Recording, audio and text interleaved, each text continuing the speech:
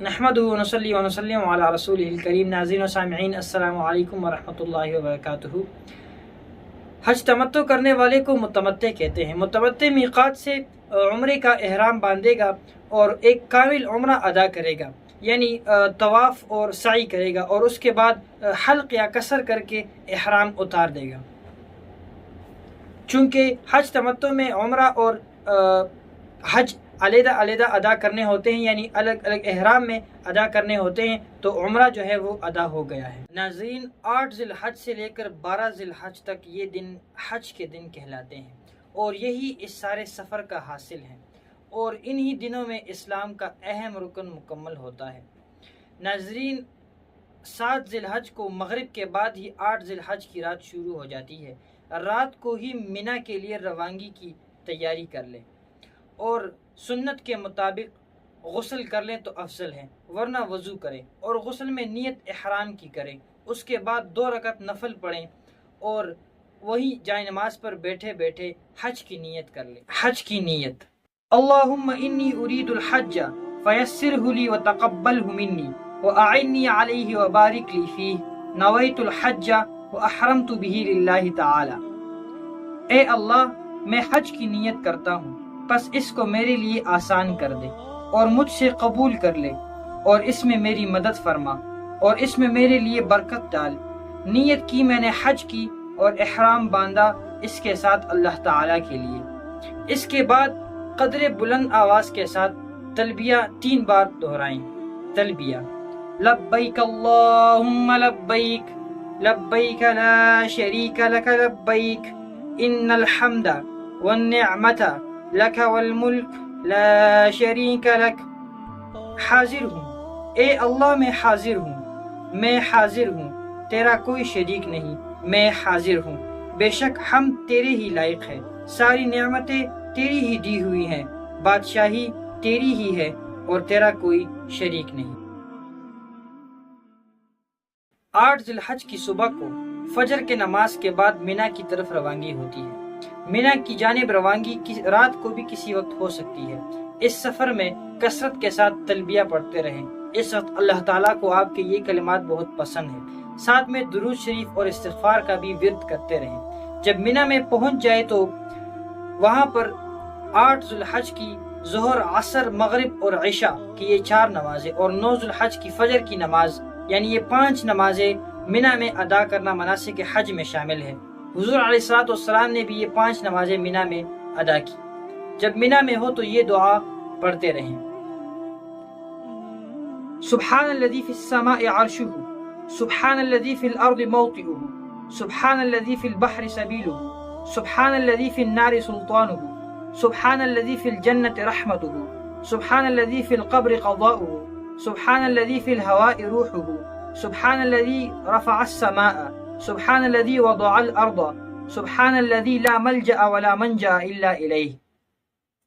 پاک ہے وہ ذات جس کا عرش آسمان میں ہے، پاک ہے وہ ذات جس کا ٹھکانہ زمین میں ہے، پاک ہے وہ ذات جس کا راستہ سمندر میں ہے، پاک ہے وہ ذات جس کی حکمرانی آگ پر ہے، پاک ہے وہ ذات جس کی رحمت جنت میں ہے، پاک ہے وہ ذات جس کا حکم آخری قبر میں ظاہر ہے، پاک ہے وہ ذات جس کا حکم ہوا پر ہے، پاک ہے وہ ذات جس نے آسمان کو بلند کیا، پاک ہے وہ ذات جس نے زمین کو بچھایا، پاک ہے وہ ذات جس کے سوا نہ کوئی سہارا ہے اور نہ جائے پناہ ہے۔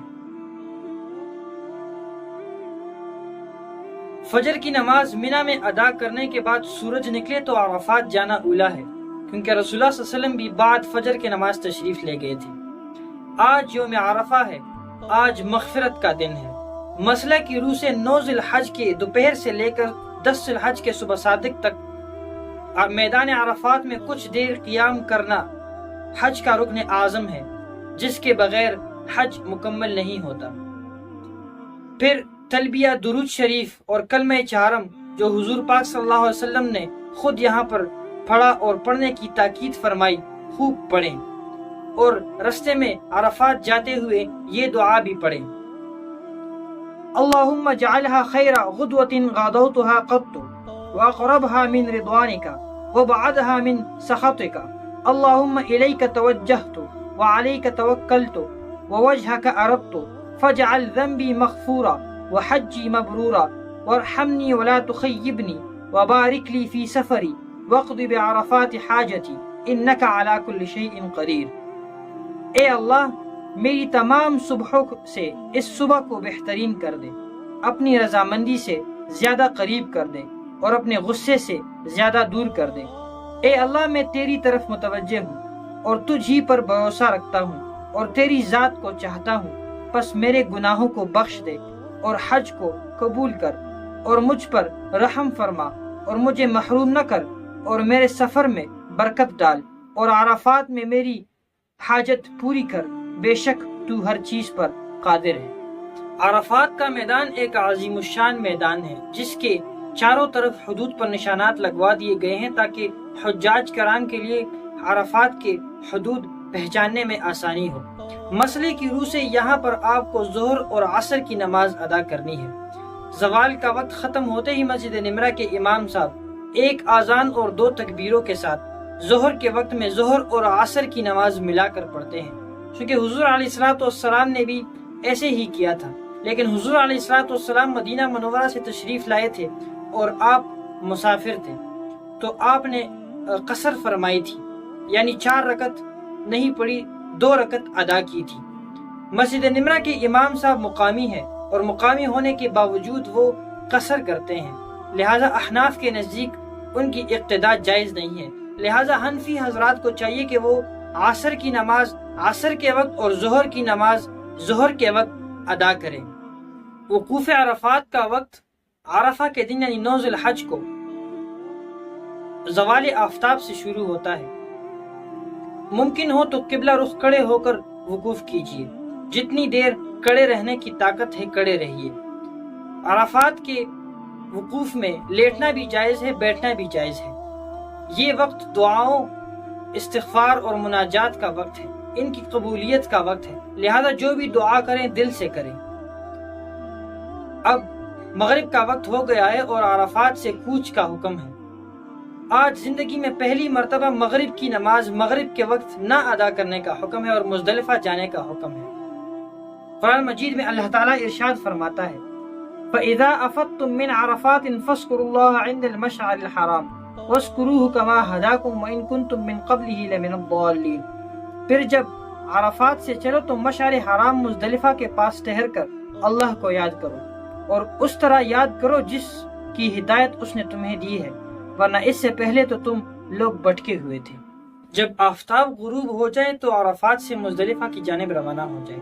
منی اور عرفات کے درمیان مشرق کی جانب حدود حرم میں داخل 3 میل کا ایک میدان ہے جسے مزدلفہ کہتے ہیں۔ اس میں آخری حد میں ایک پہاڑ ہے جسے مشعر حرام کہتے ہیں۔ رستے میں جاتے ہوئے تلبیہ، درود شریف اور استغفار کی کثرت کریں۔ جب وہاں پہنچ جائے تو مشعر حرام کے آس پاس ٹہرنے کی کوشش کرے، کیونکہ حضور علیہ السلام بھی مشعر حرام کے پاس ٹھہرے تھے۔ لیکن اگر جگہ نہ ملے تو جہاں پر بھی مزدلفہ میں جگہ جہاں ملے وہاں ٹھہرے، وہ بہتر ہے۔ مزدلفہ آتے ہوئے مغرب کی نماز ادا نہ کریں، بلکہ جب عشاء کی نماز کا وقت ہو جائے تو مزدلفہ میں ایک ہی اقامت اور ایک ہی آذان کے ساتھ عشاء اور مغرب کی نماز اس طریقے سے ادا کرے کہ پہلے مغرب کے فرض پڑھے، اس کے بعد عشاء کے فرض پڑھے، اس کے بعد مغرب کی سنتیں اور اس کے بعد عشاء کی سنتیں اور اس کے بعد وتر ادا کریں۔ یہ رات مزدلفہ میں ہی گزارنی ہے۔ یہ رات شب قدر سے افضل ہے، اس میں انوار الہی کی بارش ہوتی ہے۔ بہتر ہے، افضل ہے کہ یہ رات جاگ کر گزاری جائے، مگر لیٹنا یا سونا جو ہے وہ منع نہیں ہے۔ رات ہی کو یہاں سے 70 کنکریاں میدان میں سے اٹھا لیں اور اپنے پاس ایک تیلی میں محفوظ کر لیں تاکہ منی میں پھر شیطان کو مارنے کے لیے وہ کام آئے۔ حج کے مشاغل کی وجہ سے عید الاضحیٰ کی نماز حاجیوں کو معاف کر دی گئی ہے، کیونکہ یہ دن بڑا مصروف دن ہے۔ اس دن کا پہلا واجب وقوف مزدلفہ ہے۔ فجر کی نماز کے بعد تھوڑی دیر ٹہرنا مزدلفہ میں واجب ہے اور طلوع آفتاب سے چند منٹ پہلے وقوف کا وقت ختم ہو جاتا ہے۔ اگر کسی نے فجر کی نماز میں ہی وقوف کی نیت کر لی یا راستے چلتے چلتے ہی وقوف کی نیت کر لی اور ذکر و تسبیح و تحلیل کرتا رہا تو یہ واجب ادا ہو جائے گا، یا ان میں سے کچھ بھی نہ کیا، بس تھوڑی دیر وہ مزدلفہ میں ٹھہرا تو اس کا یہ واجب جو ہے ادا ہو جائے گا۔ دوسرا واجب جمرہ عقبہ۔ 10 ذی الحج کا سورج طلوع ہوا اور اجالا پورے آسمان پر پھیلنے لگا تو حجاج کرام ایک بار پھر منی کی طرف روانہ ہوتے ہیں۔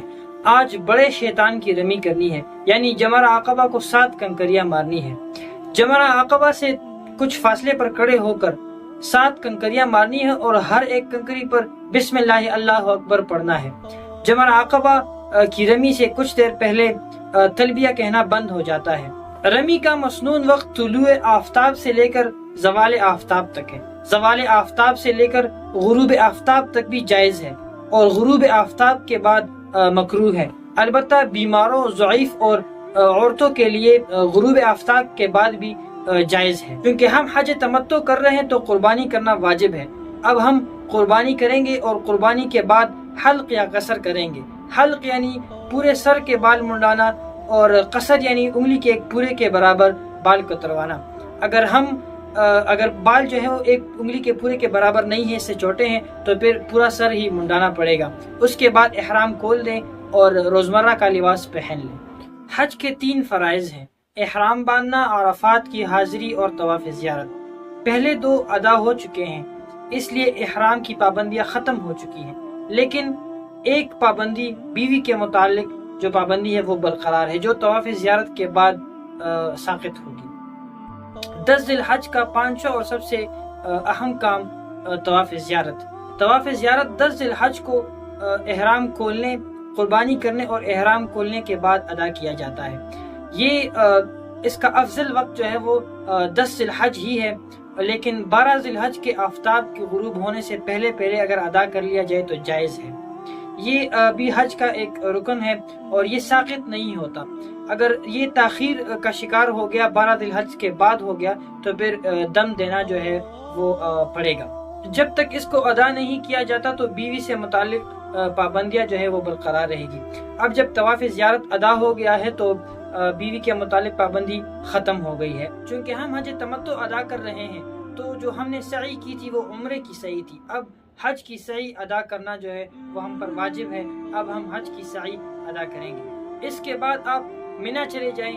اب طواف زیارت کے بعد 2 رات اور 2 دن منی میں قیام کرنا ہے، یعنی 12 ذی الحج تک قیام کرنا منی میں یہ ضروری ہے، اور 13 ذی الحج کو اختیار ہے۔ حضور علیہ السلام 13 ذی الحج کو قیام فرمایا تھا، یعنی سنت ہے، افضل ہے، اگر قیام کریں تو افضل ہے، ورنہ تو 12 ذی الحج تک۔ اصل جس چیز کی اہمیت ہے وہ یہ ہے کہ 12 ذی الحج ہو یا 13 ذی الحج ہو، ہم نے اپنا وقت ذکر الہی میں گزارا یا ہم نے سیر و تفریح میں گزارا، اصل اہمیت اس چیز کو ہے۔ اگر 10 تاریخ کو قربانی یا طواف زیارت نہیں کر سکے تو آج کر لیں۔ 11، 12 اور 13 کو مناسک کی اصطلاح میں ایام رمی کہتے ہیں، اور رمی ہی وہ عبادت ہے جس کے لیے منی میں قیام کرنا ان دنوں میں سنت موقدہ ہے اور بعض علماء کے نزدیک واجب ہے۔ 11 ذی الحج کو 3 جمروں کی رمی کرنی ہے۔ ظہر کی نماز ادا کرنے کے بعد رمی کے لیے نکل آئیں۔ آج رمی کا وقت زوال آفتاب سے لے کر غروب آفتاب تک ہے،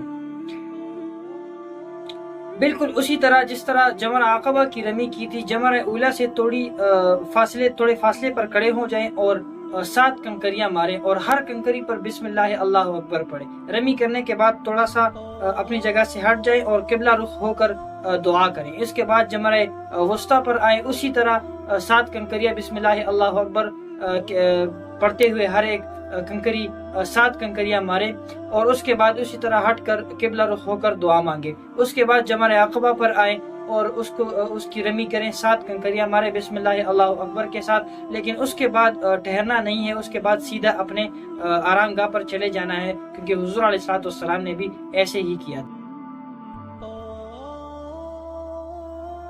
اگر آپ نے قربانی یا طواف زیارت 11 ذی الحج کو بھی نہیں کیا تو آج آپ کر سکتے ہیں۔ آج کا اہم کام تینوں جمرات کی رمی کرنی ہے، بالکل اسی طرح جس طرح ہم نے کل کی ہے، اور بالکل اسی طرح آج بھی رمی کا وقت جو ہے وہ زوال آفتاب سے لے کر غروب آفتاب تک ہے۔ غروب آفتاب کے بعد مکروہ ہے، اگر آپ ضعیف ہیں، عورتیں ہیں اور بچے ہیں اور ہجوم کی وجہ سے اس وقت نہیں کر سکتے تو آپ کے لیے غروب آفتاب کے بعد بھی ٹھیک ہے۔ 12 ذی الحج کو منی سے جانے کا آپ کو اختیار ہے، آپ جا سکتے ہیں۔ 13 ذی الحج کی اگر آپ رمی نہیں کرنا چاہتے تو ٹھیک ہے، بشرط یہ کہ اگر آپ 12 ذی الحج کو پھر غروب آفتاب سے پہلے منی سے نکل جائے۔ اگر آپ منی سے نہیں نکلتے اور غروب آفتاب کے بعد بھی آپ ادھر ہوتے ہیں تو پھر آپ کا منی سے جانا جو ہے وہ مکروہ ہے، اور اگر 13 کی صبح ہو جاتی ہے تو پھر آپ کو رمی کرنا جو ہے آپ پر واجب ہو جاتا ہے، اور اگر پھر آپ رمی نہیں کرتے تو آپ کو دم دینا پڑے گا۔ اس کے بعد 13 کی رمی کرنی جو ہے یہ افضل ہے، اور اس کے بعد آپ کو حج جو ہے وہ مکمل ہو گیا ہے، اور آپ کو حج کی نعمت عظمیٰ جو ہے وہ حاصل ہو گئی ہے۔ اب صرف طواف وداع باقی رہ گیا ہے۔ طواف وداع حج کا آخری واجب ہے۔ اگر آپ میقات سے باہر رہنے والے ہیں تو آپ نے طواف زیارت کے بعد نفلی طواف بھی ادا کر لیا تو آپ کا طواف وداع جو ہے وہ ہو گیا۔ طواف وداع کا وقت جو ہے وہ طواف زیارت کے بعد شروع ہوتا ہے، اور اختتام کا کوئی وقت نہیں ہے۔ جب تک آپ مکہ مکرمہ میں ہیں طواف وداع ادا کر سکتے ہیں۔ طواف وداع میں رمل نہ کریں، اور اس طواف وداع کے بعد مقام ابراہیم آ کر 2 رکعت نفل پڑھیں۔ مقام ابراہیم پر آ کر دعائے خلیل یاد آتی ہے کہ جب ابراہیم علیہ السلام کا بیت اللہ کی تعمیر کر رہے تھے تو انہوں نے دعا مانگی کہ اے اللہ ان لوگوں کی قوم میں سے ان لوگوں کی قوم میں سے خود ایک رسول اٹھائیو جو انہیں تیری آیات سنائے۔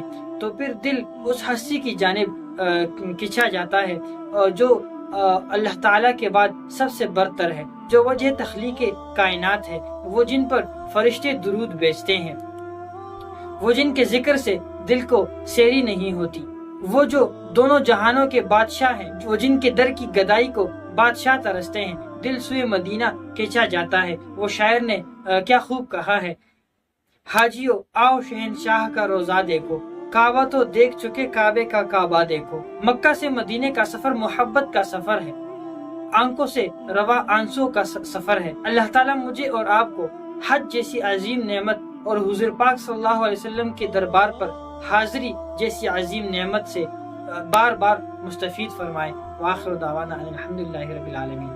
السلام علیکم ورحمۃ اللہ وبرکاتہ۔ روزمرہ کے دینی مسائل سیکھنے کے لیے ہمارا چینل سبسکرائب کریں۔ جزاکم اللہ خیر۔